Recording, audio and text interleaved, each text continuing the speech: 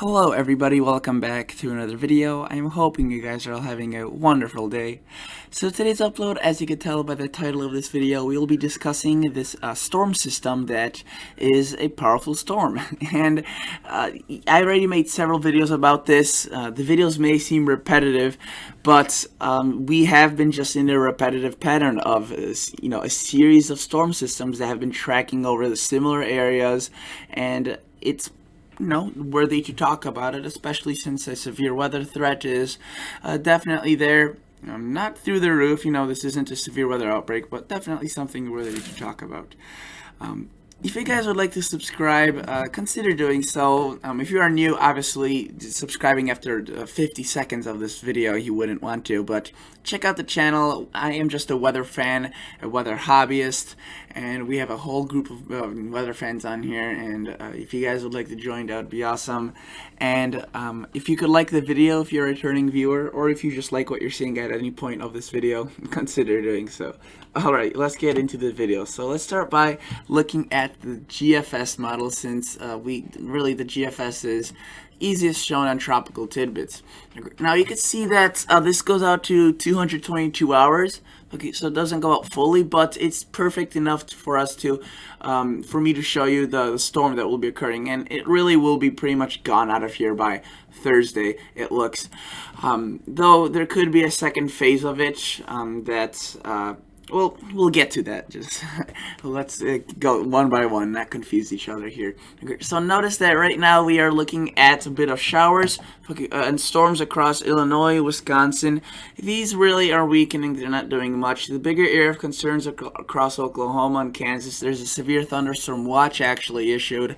They were talking about it in the Storm Prediction Center discussion, and you can see right there, severe thunderstorm watch is across much of central Oklahoma into southeastern Kansas and extreme portions of northeastern Texas, where it borders with Oklahoma.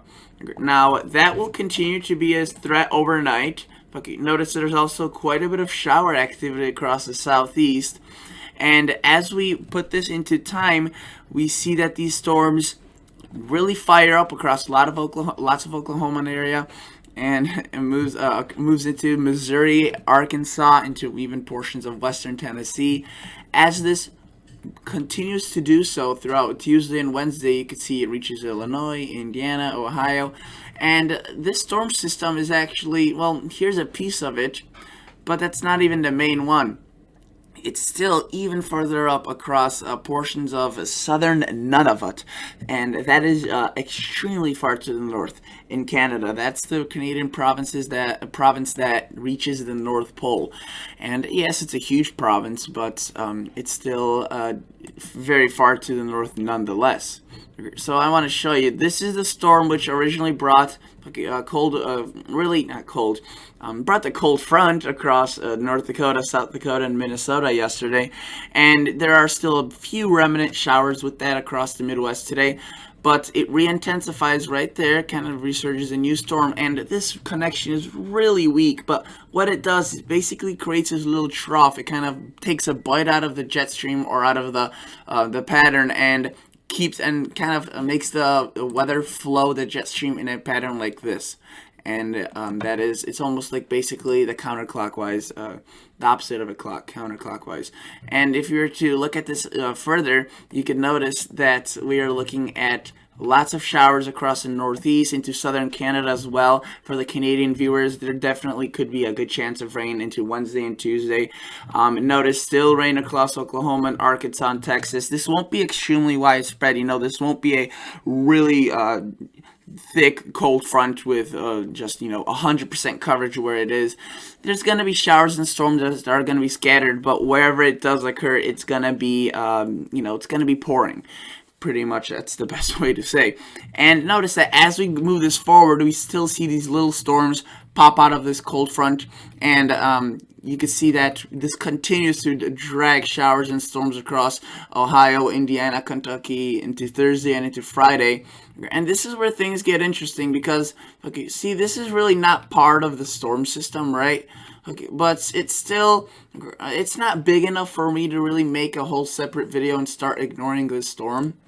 the original one. So after hours of thinking and brainstorming about what I could do, I'm kidding. I've just decided to basically kind of incorporate this with the same storm because really, I mean, look, it's decent. It looks pretty weak as it moves on into the northern United States, but it does definitely intensify. And notice still showers remnant across the Ohio Valley from the remaining cold front. But this thing also, is definitely present. It's really across much of Canada, not really the United States, though definitely the UP, extreme northern Michigan, and into southern Canada. They could get some potentially even severe weather out of this, as this is a classic cold front shaped storm, and you can see we have a 981 millibars. That is relatively strong, not super strong, not anything that's out of the charts, but it's definitely a powerful storm, and it's small and compact. So a lot of this, really what this storm does is not really produce a lot of rain or showers across the United States or the watch area. It does across much southern Canada, but really most of the viewers that I have from Canada are within 80 to 90 miles of the border. This is going to be much farther than that. And if we look at this, what this does is actually it kind of triggers this cooler air to push further into the United States. This is why this storm is important in that pattern change that if you saw my video today, that's what it was about. This storm could actually be delivering a very powerful air mass, or at least the beginning of it. And notice as we push forward, another storm comes through, and that kind of triggers just an onslaught of very cool temperatures. Now, after that happens, we see this storm system right here, which I'll have to talk about in a separate video in details. Notice strong storms across the northeast, and that, again, just very, very in a deep trough. Possibly, record-breaking temperatures in terms of the low. Definitely, I wouldn't be surprised. And then notice we see this large system as well. But let's just take it back to where we were talking about, and these two first storm systems, or really just one storm system, as I like to say. And let's see what the total accumulated precipitation is. You can see that it may not be overly impressive, but really it's going to be more isolated and scattered. It's probably going to be more of these purple dots all over the map. It's going to be looking like a chickenpox outbreak has hit the United States. That's probably what it's more comparable to, because what the GFS does, it looks at this and kind of smears the precipitation. This would be more maybe with a winter-like storm. During the summer and early fall, these storms, they hit and miss people. You could get slammed and almost flooded out in one neighborhood and completely dry in the other neighborhood. And that's why it definitely is going to be isolated in nature. But here's a general area of where those, that chickenpox will hit the hardest. And notice Texas, Oklahoma, Arkansas is probably where we could just have the most widespread rainfall. And as we move forward towards the northeast and into southern Canada, we could be looking at slightly lesser amounts, but still definitely nothing to, or something definitely to talk about. And as we look even further and further, you notice that just more rain is on its way, and there's definitely going to be chances. So just because, you don't get rain the next few days doesn't mean that this pattern completely missed you. There's still going to be plenty of opportunities, and you can see that the East Coast actually just gets a lot of rain at the end. It may not be the best case scenario because a lot of these locations have been pretty wet. It would be better if this rain kind of decided to transport itself over across the west, as that's where it's very dry. Let's take a look at the European model. This is a very highly regarded model. It is free on pivotal weather. The European is usually not accessible fully unless you pay for something. The pivotal weather actually has it for free, and it came out with it last year, so that's amazing. A free weather resource. And the other website, by the way, is Tropical Tidbits. I had someone ask yesterday, what are the websites, and I do apologize about that. I should have mentioned it.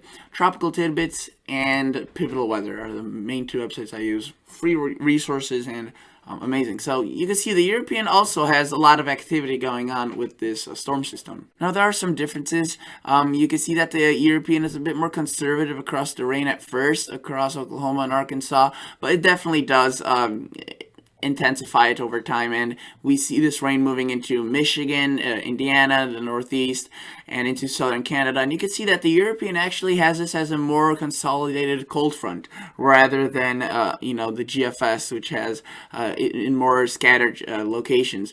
So that definitely is that, and that definitely is that.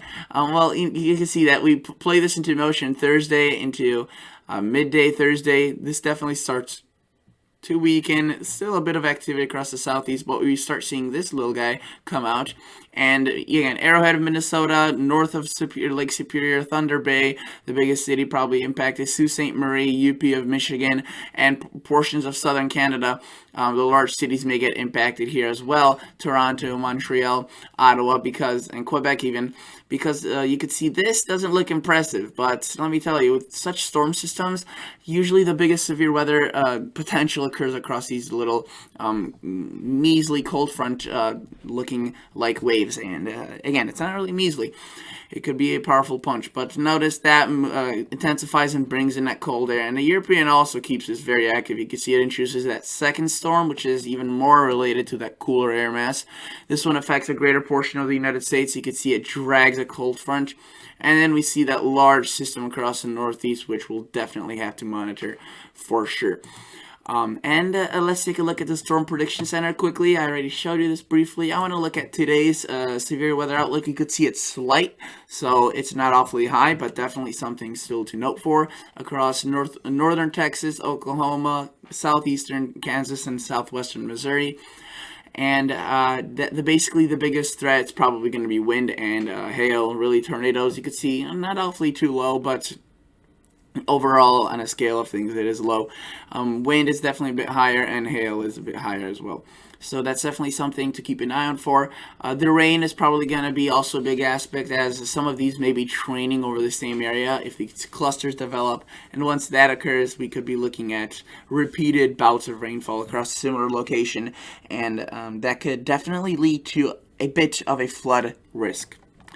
Otherwise, that is basically it for today's video. Actually, I want to show you Tuesday, the 1st of September, what the outlook is. Categorical outlook, let's see, there we go, loaded. You can see that it's very widespread, so it may not be slight or enhanced, but it's extremely widespread. We see Texas, Arkansas, Tennessee, Kentucky, and we see a very, very large area, so that's definitely something to note for, and the thunderstorm area is also large. And that's basically it for today's video, guys. Thank you so much for watching. Consider subscribing if you'd like, just a little reminder. Otherwise, that's it for me today, and I'll catch you guys in the next episode. See ya. Bye.